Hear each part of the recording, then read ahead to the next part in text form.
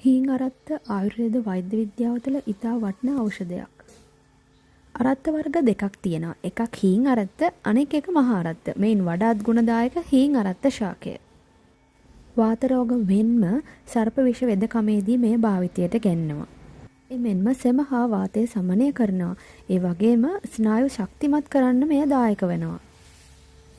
හීන් අරත්ත අල තැඹූ වතුරෙන් මුඛයේ සේදීමෙන් මුඛය පිරිසුදු කරගන්න පුළුවන්. වැඩි වශයෙන් ඖෂධ පිණිස භාවිතා කරන්නේ මේ හීන් අරත්ත ශාකයේ අල. හන්දි කැක්කුම් වලට මෙම හීන් අරත්ත අල තම්බා පානය කරනවා. අංශභාග රෝගීන්ට ප්‍රතිකාර කරන්නත් හීන් අරත්ත අල යොදා ගන්න ලබනවා. ඊට අමතරව ආමාශය තුල ආහාර නොදිරවීමෙන් හටගන්නා ආම වාතය දුර කිරීමටත් හීන් අරත්ත අල භාවිතා කරනවා. සතියකට දෙවතාවක් පමණ මේ හීන් අරත්ත අලය තම්බා පානය කිරීමෙන් හන්දිපත් වේදනා වගේම වාත වේදනා සමනය කරගන්න පුළුවන්.